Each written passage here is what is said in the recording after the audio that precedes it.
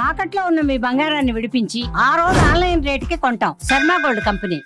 నమస్కారం అండి, సుమన్ టీవీకి స్వాగతం. నేను గీతాంజలి. మనతో పాటు ఉన్నారు భారతీయ శంకరపీఠం వ్యవస్థాపకులు, ప్రముఖ జ్యోతిష్యులు, ఆధ్యాత్మికవేత్త, బ్రహ్మశ్రీ అన్నవరపు తిరుపతి మూర్తి అవధాని గురువుగారు. వారితో మాట్లాడదాము. గురుగారు నమస్కారం అండి. ఓం శ్రీ మహాగణాధిపతయే నమః. తెలంగాణ కుంభమేళ మేడారం జాతర ఎదురు చూస్తున్నాం ఇప్పుడెప్పుడు అని. 28వ తారీఖు అని చెప్పారు. 3 రోజుల పాటు చాలా అత్యంత వైభవంగా జరగబోతోంది. ఏర్పాట్లు అవన్నీ చూస్తున్నాము.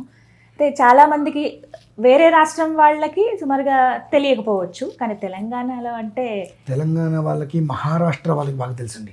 అక్కడి నుంచి బాగా వస్తారు చాలా మంది. గురువు గారు అసలు ఆ బార్డర్ అంతా చాలా మంది వస్తారు అక్కడి నుంచి. అసలు ప్రారంభమైపోయింది, ఆల్రెడీ ప్రారంభం అయిపోయింది అక్కడ. అదే ఇప్పటి నుంచి జాతర. ఏం చెప్తారు మీ అనుభవాలు? ఎందుకు వెళ్ళాలి అని అంటే ఏం చెప్తారు? చెప్తానమ్మా. ఎందుకు వెళ్ళాలి అనే దానికన్నా ఒళ్ళు దగ్గర పెట్టుకుని వెళ్ళమని చెప్తా. ఎందుకండి? మన సనాతనంలో, మన ధర్మంలో ఎక్కడ తప్పు దొర్లుతుందా అని భూతద్దాలు పెట్టుకుని వెతుకుతున్నారు. ప్రతి దాన్ని భ్రష్టత్వం చెందించాలి అని చెప్పి. అంతకన్నా దారుణంగా, దౌర్భాగ్యంగా, చండాలంగా మన వాళ్ళు ఉన్నారు. నేను తిట్టకూడదండి, కానీ ఏంటంటే అమ్మవారు ఉన్నారు. ఒక ప్రణాళికగా క్రమబద్ధంగా వెళ్తే ప్రమాదాలు జరగవు, తొక్కిసలాట జరగదు. ఇటువంటివి జరగటం కోసం ఎంతోమంది చూస్తున్నారు. అడవి దేవతలు కావచ్చు, సమ్మక్క సారక్క, కానీ ఎంతోమందికి జీవితాన్ని ఇచ్చిన దేవతలు. నాకు బాధ ఏంటంటే ఈ 3 రోజులు చేసినంత ఘనంగా తర్వాత వాళ్ళని వదిలేస్తున్నారు. అదొక్కటే బాధ. తర్వాత వాళ్ళ దేవతలు కాదా? నార్మల్గా కూడా ఎప్పుడైనా చక్కగా వెళ్ళి మనం చేసుకోవడానికి వీలుంటుంది, చేసుకోవచ్చు. అదే రకంగా చేసుకోవచ్చు. ఈ 3 రోజుల్లే ఎక్కడెక్కడి నుంచో లక్షలాది మంది వచ్చి ఈ 3 రోజుల తర్వాత అది మూసేస్తారేమో అన్న రీతిలో, మనం వెళ్ళకూడదేమో అనేటువంటి రీతిలో ఈ 3 రోజుల్లో లక్షలాది మంది రావటం వలన తొక్కిసలాట, ఏం జరుగుతుందో తెలియదు. అన్ని రకాలుగా కూడా ఏదో ఒక రకమైన కొరత.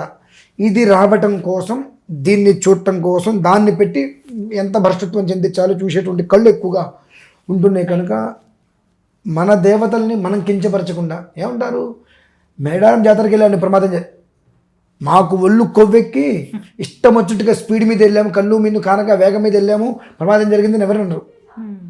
మేడారం జాతరకి వెళ్ళాము, సమ్మక్క సారక్క జాతరకి వెళ్ళాము, దేవతలకు అవమానం అది.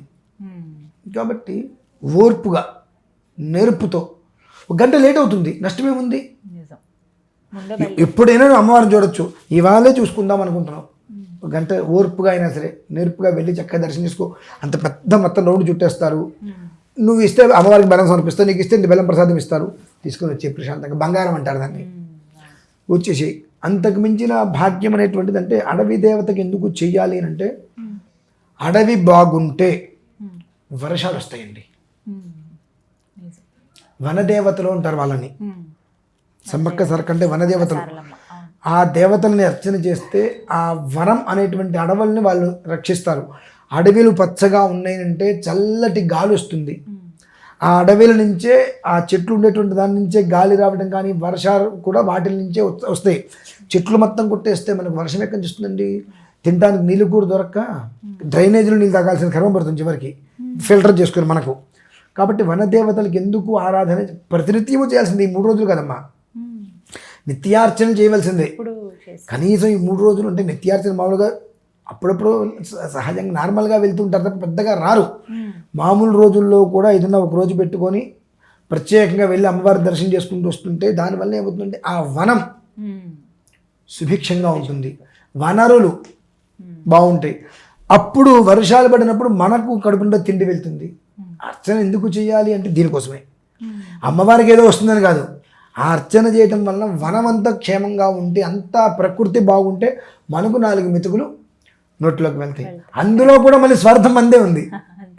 అదైనా దృష్టిలో పెట్టుకొని గాబరా పడకుండా, ఎక్కడ పడితే అక్కడ పార్కింగ్లు చేయకుండా, వెనకాల వచ్చే వాళ్ళకి ఇబ్బంది రాకుండా, ముందు వచ్చే వాళ్ళని ఇబ్బంది పెట్టకుండా, ఒక క్రమబద్ధీకరణలో మనకు లేనిదే అది, మనకు లేనిదే అది. చెప్పినా రాదమ్మా. క్రమశిక్షణగా ఉందండి మనం 1000 చెప్పండి, రాదు. ఆ ఒక్కటి పాటిస్తే అసలు తలనొప్పులే ఉండవు. కాబట్టి కనీసం మేడారం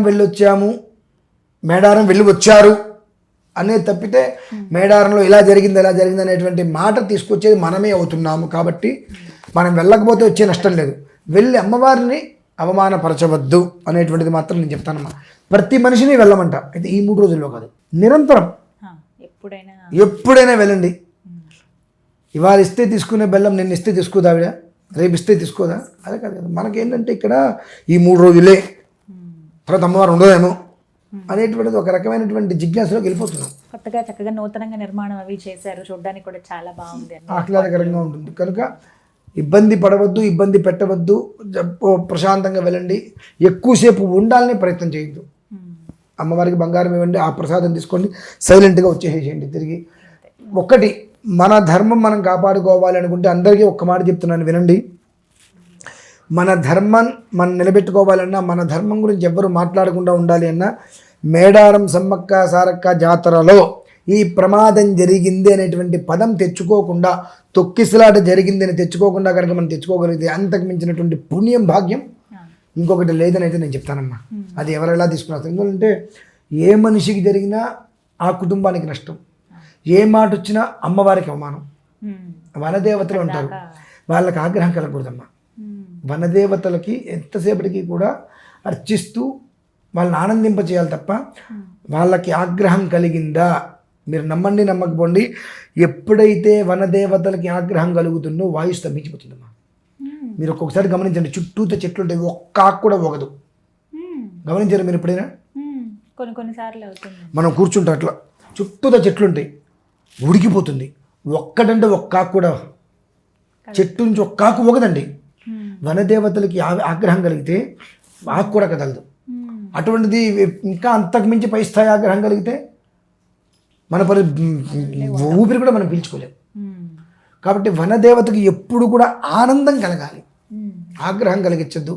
ఆగ్రహం ఎప్పుడు కలుగుతుంది? మనం చేసేటువంటి చేష్టలకి అవమానం వస్తాయి. పేరేం వస్తుందని ఒక్క మాట చెప్పండి. ఏదైనా ప్రమాదం జరిగింది, ఏ పేరు వస్తుంది? వాడు చేశారు అమ్మవారి పేరుతో. అది ఆవిడకి నేను చేయమని ఆవిడ అడగలేదుగా. ఈ స్థితిలో నువ్వు జాతర చేయని ఆవిడ అడిగిందా? 360 రోజులు వచ్చి వెళ్ళు, నిన్నేం కాదండి ఆవిడ. ఈ 3 రోజులు నువ్వు పెట్టుకున్నావు జాతర చేయాలని చెప్పి, దానికి ఒక క్రమబద్ధీకరణ, ఒక విధానాన్ని అనుసరించలేకపోతే పేరు మొత్తం అమ్మవారికి వస్తుంది.